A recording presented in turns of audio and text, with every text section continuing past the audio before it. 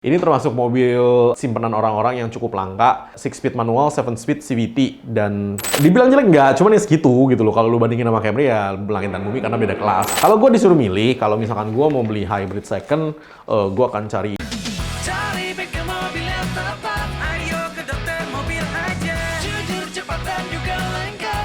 Ayo ke dokter mobil aja. Kualitas yang terbaik, harga juga bersahabat. Percayalah, di dokter mobil pasti beres. Di video kali ini saya akan menjelaskan rekomendasi mobil hybrid bekas di harga 200 jutaan.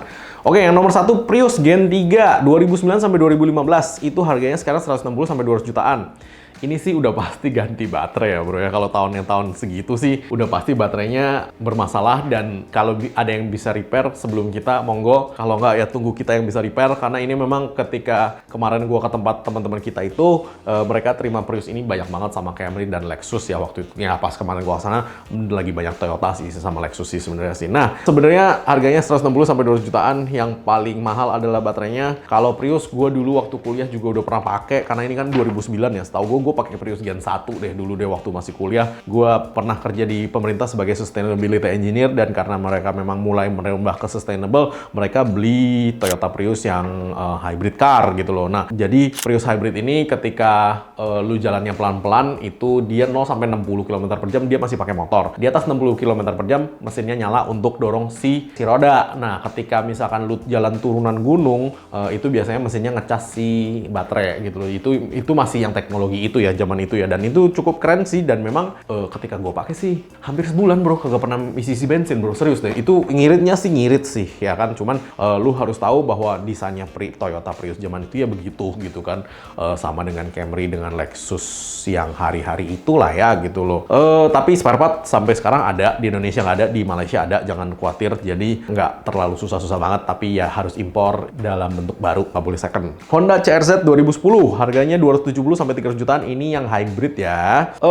Mesinnya 1500, 4 silinder. Ini sih termasuk exotic car ya. Ini maksudnya ini termasuk mobil simpanan orang-orang yang cukup langka. 6-speed manual, 7-speed CVT, dan keren sih. Maksudnya body sih keren sih. Lu kalau tahu CR-Z sih keren ya. Maksudnya ini mobil Honda yang cukup cari banyak orang, fun to drive, bener-bener, cuman emang lebih sempit daripada Prius. Prius kan mobil 4-seater ya, jadi 4-5 seater, mobil keluarga. Kalau ini sih 2-seater sih sebenarnya sih, yang belakang sih hanya tambahan aja lah ya, nyamuk-nyamuk di taman gitu kan, tambahannya kan. Nah, untuk tenaga nggak terlalu gimana-gimana, cuma 120 HP ya kan, plus 20 HP, jadi ya 120 sampai 140 HP lah, nggak terlalu gimana-gimana, tapi harganya memang masih mahal.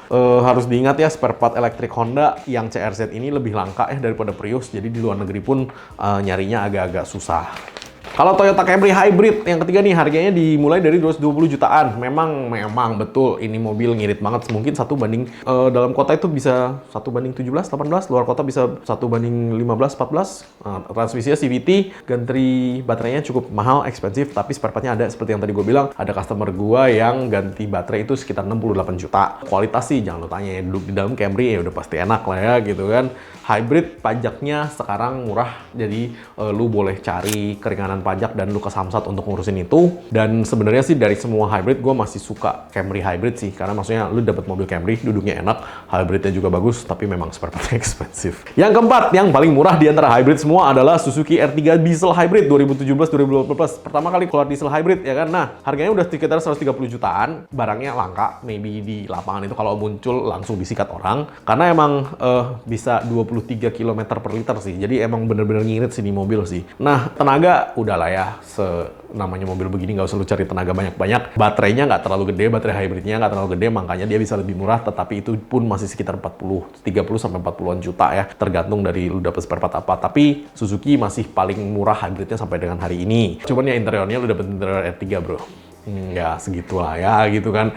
Dibilang jelek nggak, cuman ya segitu gitu loh. Kalau lu bandingin sama Camry ya langit dan bumi karena beda kelas. Kalau lu bandingin sama Prius ya gue pilih Prius interiornya gitu loh. Tapi memang Suzuki R3 Diesel ini mobil harian yang memang betul-betul ngirit banget, dengan spare part yang masih available di Indonesia dan masih bisa lah ya kita urusin gitu loh. Karena harga baterainya ya 40 juta oke lah, 40 juta. Karena nggak terlalu gede banget sih. Kalau gue disuruh milih, kalau misalkan gue mau beli hybrid second, gue akan cari yang kelas-kelas Camry sih bro. Karena Satu, ya gua kalau misalkan beli hybrid kan butuh kenyamanan ya, maksudnya lu mau beli mobil itu kan butuh nyaman dan butuh tenaga juga. Jadi Camry hybrid menurut gua pilihan yang paling oke, karena ya gua nggak mau Honda CRZ sih, itu sih pusing sih ngurusinnya sih bagi gua sih. Gua mau cari mobil yang gampang aja ngurusinnya ya kan, cuman ya nggak gitu-gitu amat gitu kan. Ya oke lah, gua akan cari Camry lah. Cuman memang bener sih ketika nanti kita akan launching Domo Hybrid, gua sendiri akan mencari mobil hybrid untuk kita beli, kita repair supaya lu orang bisa lihat proses dan perjalanannya, dan this will be fun ya kan. Gua